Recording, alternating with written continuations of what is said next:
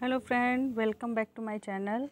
और आज हम लोग बीएड थर्ड सेमेस्टर की जो आपका पेपर है, सेकंड पेपर शैक्षिक निर्देशन एवं परामर्श, इसकी सेकंड क्लास मैं आज शुरू करने जा रही हूँ। पिछली क्लासों में हमने इसका निर्देशन का अर्थ, परिभाषा, प्रकार सब पढ़ लिए हैं।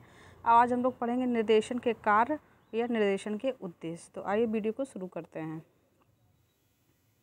देखिए, निर्देशन के कार्य की अगर हम बात करते हैं तो पहला कार्य आपका ये है कि वैयक्तिक भिन्नता को ज्ञात कर व्यक्तियों को अवगत कराना, यानी जो आपकी वैयक्तिक भिन्नता होती है इसका पता लगाना है और व्यक्ति को उस वैयक्तिक भिन्नता से परिचित कराना है कि आपकी बुद्धि लब्धि कितनी है, आपका इंटरेस्ट किन किन क्षेत्रों में है, ठीक है, आपका व्यक्तित्व कैसा है, आपको कहाँ ट्राई करना चाहिए।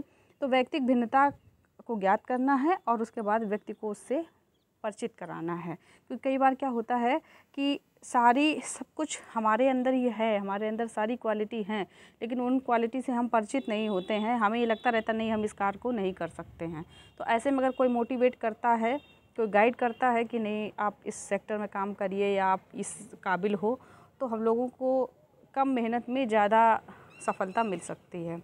तो पहला जो इसका प्रकार है वो है वैयक्तिक भिन्नता को ज्ञात कर व्यक्तियों को अवगत कराना। ठीक है, पहला कार्य इसका निर्देशन का। दूसरा है शिक्षा संबंधी सूचनाएं एकत्रित करके अभिभावकों तक पहुंचाना। अगर हम शैक्षिक निर्देशन की बात कर रहे हैं, ठीक है, तो शिक्षा से संबंधित जो भी स्टूडेंट की जो उपलब्धि रही है, ठीक है, उसको पता करना है और अभिभावकों को बताना है। अगला देखिए, तीसरा कार्य है विद्यालय के वातावरण तथा पाठ्य सहगामी क्रियाओं से छात्र को परिचित कराना। विद्यालय, कोई बच्चा है जो जैसे उसका विद्यालय चेंज होता है या प्रथम बार वह कोई विद्यालय ज्वाइन करता है, तो विद्यालय का माहौल क्या है, वहाँ का डिसिप्लिन क्या है, वहाँ के एक्टिविटी क्या है, ठीक है, इस चीज़ से बच्चे को परिचित कराना। तथा पाठ्य सहगामी क्रियाएँ, विद्यालय में क्या पाठ्य सहगामी क्रियाएँ होती हैं, यानी पढ़ने के अलावा और क्या कौन सी प्रतियोगिताएँ होती हैं, ठीक है, कौन कौन से प्रोग्राम होते हैं, उनसे बच्चों को परिचित कराना है। अगला है समायोजन संबंधी समस्या का समाधान करना। जैसे बच्चे जो होते हैं, मान लो 8th के बाद जब वो इंटर कॉलेज में जाते हैं तो उनको वहाँ पर एडजस्टमेंट में समस्या होती है। इंटरमीडिएट करने के बाद जब वो ग्रेजुएशन में जाते हैं तो उनको समायोजन की आवश्यकता होती है। कई सारी समस्याओं को उनको सामना करना पड़ता है, जिसमें अगर आप उनको गाइडेंस मिलता है, उनको निर्देशन मिलता है, तो बच्चे जो हैं आसानी से समायोजन कर सकते हैं। देखिए, ऐसा है कि हम चाहते हैं कि आपको आसान भाषा में समझाएं ताकि आपके चीज़ें याद रहें, जब आप एग्ज़ाम में जाएं तो मेरे कहे हुए वर्ड आपके दिमाग में रहें। ठीक है, मैं कतई ये नहीं लगने दूंगी कि मैं ऑनलाइन क्लास ले रही हूँ, आपको ऐसा ही लगेगा कि हम आपको ऑफलाइन ही पढ़ा रहे हैं। आगे देखिए, परिवार, समाज, विद्यालय, व्यवसाय में कुसमायोजन के कारण का पता लगाना। भाई, जो व्यक्ति है वो परिवार में आजकल कितनी आपसी कलह चल रही है, मिसअंडरस्टैंडिंग ज़्यादा है। ऐसे समाज में यह लोग एक दूसरे को समझ नहीं पा रहे हैं। विद्यालय में भी समस्या है, टीचर और स्टूडेंट के मध्य संबंध सही नहीं हो पा रहा है, स्टूडेंट के मध्य संबंध सही नहीं हो पा रहा है, टीचर मैनेजमेंट के मध्य संबंध जो है वो सही नहीं हो पा रहा है। ऐसे व्यवसाय में भी कई सारे उतार चढ़ाव आते हैं। बिना नॉलेज के जब हम व्यवसाय करने लगते हैं, उसके व्यवसाय के गुण हमें नहीं पता है, ठीक है, दोष उसके नहीं पता है, तो इससे क्या होता है, कुसमायोजन हो जाता है, यानी हम उसमें एडजस्ट नहीं हो पाते। चाहे घर हो, परिवार हो, विद्यालय हो, व्यवसाय हो, कुछ भी हो, तो किस लिए एडजस्ट नहीं हो पाते हैं, कुसमायोजन क्या है, ठीक है, इस कारण का पता लगाना है तथा उसका निवारण करना है। निर्देशन का कार्य। अगला देखिए, विशिष्ट बालकों की समस्या का समाधान करना है। विशिष्ट बालक जानते हैं कौन होते हैं? या तो बहुत ज़्यादा अच्छे आईक्यू वाले होते हैं, या कम आईक्यू वाले होते हैं, या उद्दंड या समस्यात्मक बालक जो होते हैं वो भी इसी के अंतर्गत, विशिष्ट बालक के अंतर्गत आते हैं। इनकी समस्या क्या है, ठीक है, और उस समस्या का पता लगाना है और उसका समाधान करना है। अगला देखिए, पाठ्यक्रम निर्माण में सहायता करता है निर्देशन, कि भाई बच्चे के अकॉर्डिंग कैसा पाठ्यक्रम होना चाहिए, टीचर की क्षमता के अकॉर्डिंग, योग्यता के अनुसार इस टाइप का पाठ्यक्रम बनना चाहिए। तो पाठ्यक्रम निर्माण में भी सहायता करता है। अगला है शोध कार्य को प्रोत्साहन देना भी निर्देशन का कार्य है या उद्देश्य है। तो ये कार्य और उद्देश्य हो गए आपके निर्देशन के। आगे देखिए,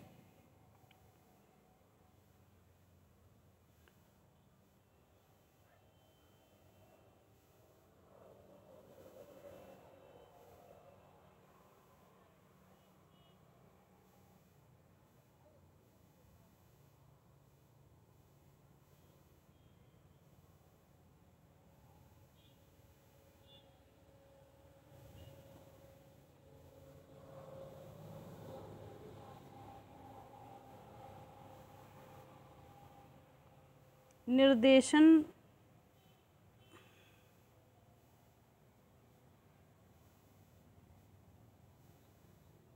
थोड़ा सा एडजस्ट कर लिया आप लोग।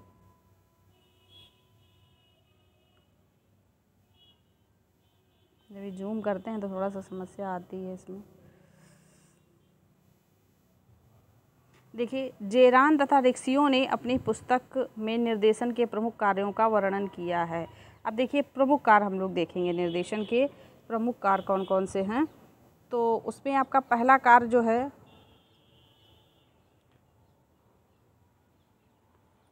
व्यक्ति को अपनी योग्यता, क्षमता, रुचि तथा अभिवृत्ति से परिचित कराना। ये किसके अकॉर्डिंग है?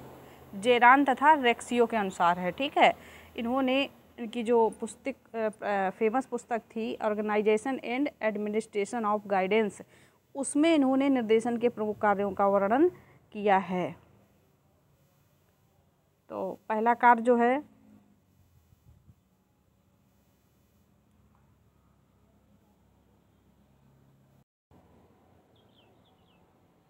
देखिए, जेरान तथा रेक्सियो ने अपनी फेमस पुस्तक जो है इनकी, जिसका नाम है organisation and administration of guidance, इसमें इन्होंने निर्देशन के प्रमुख कार्यों का वर्णन किया है। जिसमें पहला कार्य है व्यक्ति को अपनी योग्यता, क्षमता, रुचि, अभिवृत्ति से परिचित कराना, या हम इसको कहें ये वैयक्तिक भिन्नता होती है। ठीक है, वैयक्तिक भिन्नता क्या होती है? हम एक व्यक्ति को दूसरे व्यक्ति से अलग करने वाले जो गुण होते हैं, जो विशेषताएँ होती हैं। ठीक है, तो इन्होंने भी, जेरान तथा रेक्सियो ने भी आपके निर्देशन के प्रमुख कार्यों में पहला कार्य यही बताया कि व्यक्ति को अपनी योग्यता, क्षमता, रुचि, अभिवृत्ति से परिचित कराना।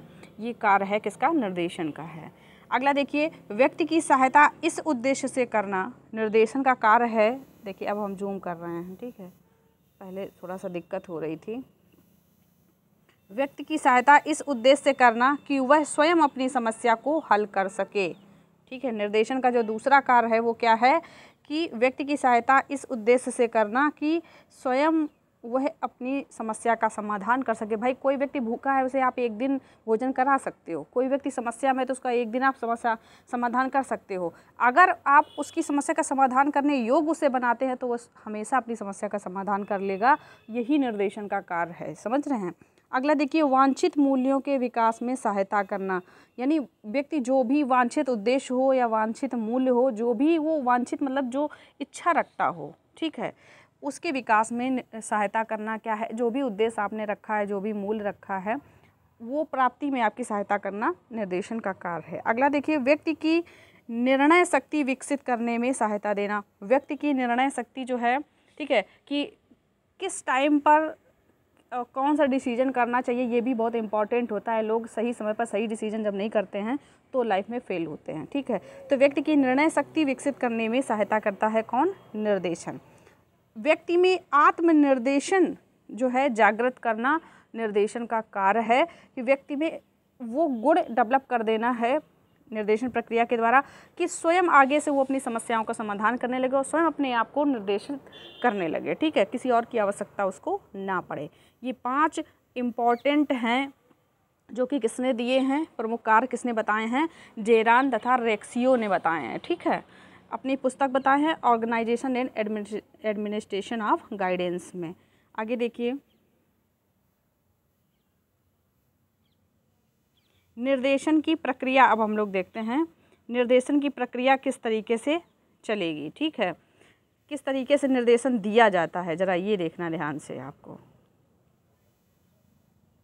तो निर्देशन की प्रक्रिया में निर्देशन की प्रक्रिया जो है वो निम्नलिखित सोपानों से होकर गुजरती है। सोपान माने क्या होता है? चरण। चरण को इंग्लिश में क्या बोलते हैं? स्टेप। स्टेप बाय स्टेप निर्देशन होता है। कैसे होता है देखिए ज़रा। सबसे पहला जो इसका स्टेप है वो है प्रारंभिक वार्ताएं। भाई, जिसको भी निर्देशन देना हो उससे सबसे पहले प्रारंभिक वार्ता करनी पड़ती है, पर भाई उससे बेसिक पूछताछ होती है। ठीक है, और सामने वाला ये जान भी नहीं पाता है कि मतलब मेरे साथ कुछ हो रहा है या मेरे विषय में कुछ जाना जा रहा है। ऐसे ही बातों बातों में थोड़ा सा उसका इंट्रोडक्शन लेना है। अगला स्टेप है प्राथमिक साक्षात्कार।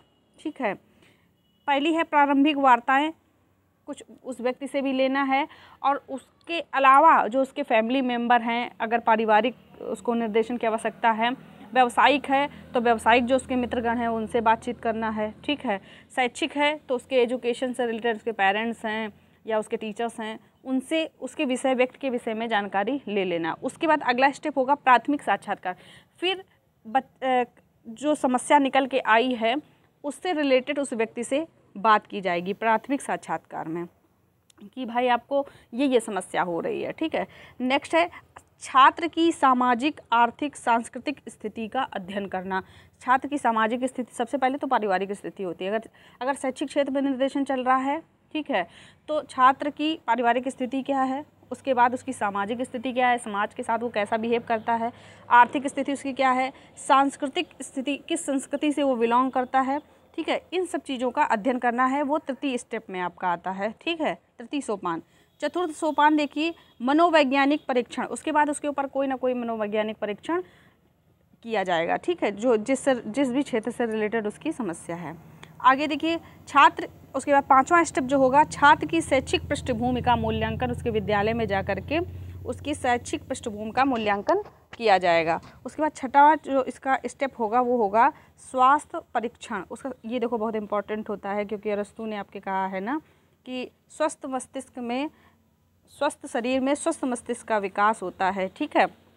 तो उसका स्वास्थ्य का ध्यान रखना बहुत आवश्यक है कि भाई उसका स्वास्थ्य कैसा है, तभी आगे की आप क्रिया सही से कर पाओगे। अगला देखिए सातवां है अंतिम साक्षात्कार। क्या है? अंतिम साक्षात्कार। अब अंतिम साक्षात्कार होगा उससे, ठीक है, पहले भी प्राथमिक साक्षात्कार हुआ, उसके बाद फिर क्या किया गया, उसकी पारिवारिक, सामाजिक, आर्थिक, सांस्कृतिक स्थिति का अध्ययन किया गया, उसका मनोवैज्ञानिक परीक्षण कि उसकी बुद्धि कैसी है, उसका समायोजन कैसा है, उसका व्यक्तित्व कैसा है, उसकी इंटरेस्ट कैसा है, उसकी वृत्ति कैसे है, ये मनोवैज्ञानिक परीक्षण उसके ऊपर किए गए। उसके बाद छात्र की शैक्षिक पृष्ठभूमि का पता उसके विद्यालय से लगाया गया, फिर उसका स्वास्थ्य का परीक्षण किया गया, उसके बाद उस व्यक्ति से दोबारा फिर मिला गया, व्यक्ति है या छात्र है जो भी है, अंतिम साक्षात्कार उसका हुआ।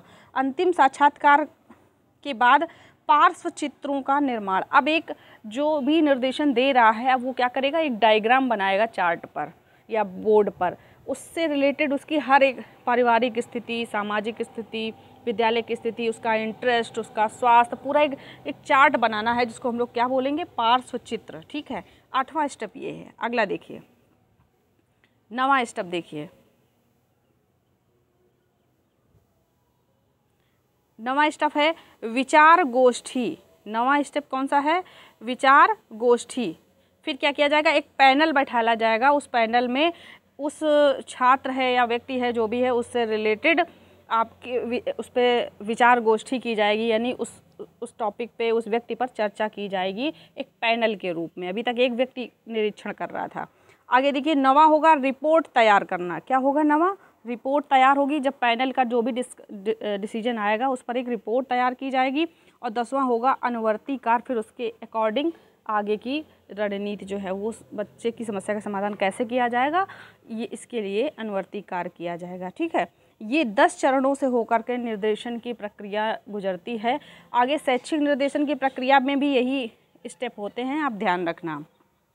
तो ये बहुत इम्पॉर्टेंट है, निर्देशन की प्रक्रिया किस तरीके से होती। देखिए इसमें हो सकता है थोड़ा सा कम दिखने में आपको समस्या हो रही हो, तो हम इसका PDF जो है वो ग्रुप में डाल देंगे, आप परेशान नहीं होइए। हमने एक व्हाट्सएप ग्रुप बनाया हुआ है, उसका लिंक हम आपको इस वीडियो के डिस्क्रिप्शन में दे देंगे।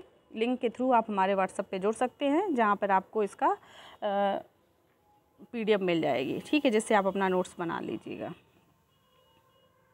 अब देखिए, अब हम लोग देखेंगे निर्देशन के प्रकार। निर्देशन के प्रकार अगला जो है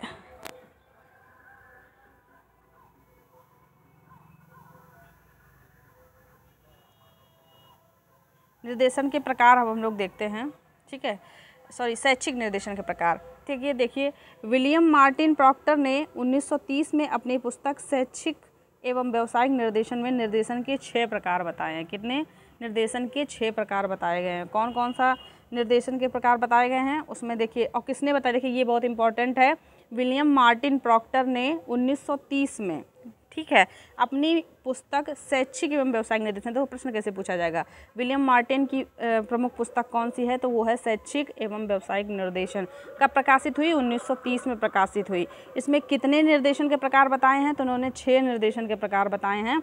और कौन कौन से 6 निर्देशन के प्रकार बताए हैं, तो पहला निर्देशन का प्रकार बताया है शैक्षिक निर्देशन, दूसरा व्यावसायिक निर्देशन, तीसरा व्यक्तिगत निर्देशन, चौथा सामाजिक निर्देशन, पांचवा स्वास्थ्य एवं सामाजिक कार्य में निर्देशन, और छठा बताया है चरित्र निर्माण संबंधी निर्देशन। ये 6 प्रकार के निर्देशन किसने बताए हैं, विलियम मार्टिन ने बताए हैं।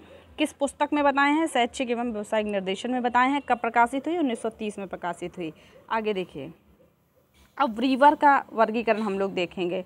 वीवर महोदय ने क्या कहा है, वीवर का वर्गीकरण जब हम लोग देखेंगे तो वीवर ने, जॉन एम वीवर, क्या इनका पूरा नाम है, जॉन एम वीवर, ठीक है। इनकी जो पुस्तक आई थी वो कब आई थी, 1932 में आई थी। पुस्तक का नाम क्या था, एजुकेशन एंड गाइडेंस था। पुस्तक का नाम क्या था, एजुकेशन एंड गाइडेंस था। इसमें इन्होंने निर्देशन के 10 प्रकार बताए हैं। कितने प्रकार बताए हैं, 10 प्रकार। प्रॉक्टर ने कितने बताए थे, 6 बताए थे। और वीवर ने कितने बताए, 10 बताए हैं। 10 कौन कौन से बताए हैं, ये देखिए 10 कौन कौन से बताए हैं। तो जिसमें पहला है आपका धार्मिक निर्देशन, ठीक है, पहला आपका धार्मिक निर्देशन, दूसरा आपका व्यावसायिक निर्देशन, तीसरा आपका शैक्षिक निर्देशन, चौथा आपका नागरिकता के लिए निर्देशन, पांचवा आपका व्यक्तिगत उन्नति के लिए निर्देशन, छठा है पारिवारिक निर्देशन, सातवां है अवकाश एवं मनोरंजन के लिए निर्देशन, ठीक है।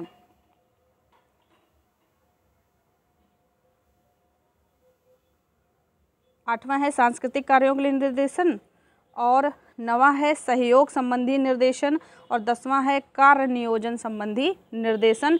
वीवर ने 10 प्रकार बताए हैं निर्देशन के, और प्रॉक्टर ने 6 प्रकार बताए हैं। अब आगे एक देख लीजिए पैटरसन का वर्गीकरण, और हम लोग देख लेते हैं। पैटरसन महोदय ने 5 प्रकार बताए हैं। कितने बताए हैं, 5 प्रकार बताए हैं। कौन कौन से, शैक्षिक निर्देशन, व्यावसायिक निर्देशन, व्यक्तिगत निर्देशन, आर्थिक निर्देशन और स्वास्थ्य संबंधी निर्देशन। ये पैटरसन ने बताया। भैया ये प्रश्न जरूर आता है, अभी जो बीएड सेकेंड ईयर का एग्ज़ाम हुआ था उसमें भी ये प्रॉक्टर और वीवर और पैटरसन से क्वेश्चन आया था कि इन्होंने कितने कितने प्रकार बताए हैं, या इनमें से कौन सा प्रकार इन्होंने नहीं बताया है। अभी जो बीएड सेकेंड ईयर का पेपर हुआ था उसमें आए थे, ठीक है क्वेश्चन। ये उनका भी शैक्षिक निर्देशन परामर्श का पेपर था बीएड सेकेंड ईयर में। तो ये आज की आपकी क्लास है। आपकी आज की क्लास में थोड़ा आपको समस्या भी हुई है, ये जो पीडीएफ बनाने में मुझे थोड़ी समस्या हुई है। अगली क्लास में समस्या नहीं होगी। तो इसकी जो पीडीएफ बनेगी वो हम अपने बीएड वाले ग्रुप में डाल देंगे। ग्रुप मैंने क्रिएट किया है बीएड 3rd सेमेस्टर का, वो पर्सनल मेरा ग्रुप है, जिसका लिंक इस वीडियो के डिस्क्रिप्शन में आपको मिल जाएगा। वहाँ से आपको पीडीएफ मिल जाएगी, बाकायदा आप उस पीडीएफ से अपने नोट्स वगैरह बना सकते हैं। जैसे ही यूनिट ख़त्म होगी वैसे ही तुरंत इसके हम ऑब्जेक्टिव क्वेश्चन कराएंगे, और बाद में पेपर ख़त्म जैसे ही हम 4 यूनिट पढ़ा लेंगे, फिर 600 क्वेश्चन की सीरीज़ है मेरे पास, दोनों पेपरों की 1200 क्वेश्चन है। वो एग्ज़ाम से पहले आपके पूरे करा देंगे। इजी नोट से आप अपना पढ़ते रहना, वो एक अलग बात है। बुक से पूरे क्वेश्चन आपके करा देंगे ताकि आप अच्छा प्रदर्शन कर सकें उसमें। तो अगर आप व्हाट्सएप ग्रुप से जुड़ना चाहते हैं तो लिंक ग्रुप में आ जाएगा, उससे आप जुड़ सकते हैं। तो आज के लिए सिर्फ इतना ही। वीडियो को लाइक करें, शेयर करें और चैनल को सब्सक्राइब भी कर लें। Thank you for watching.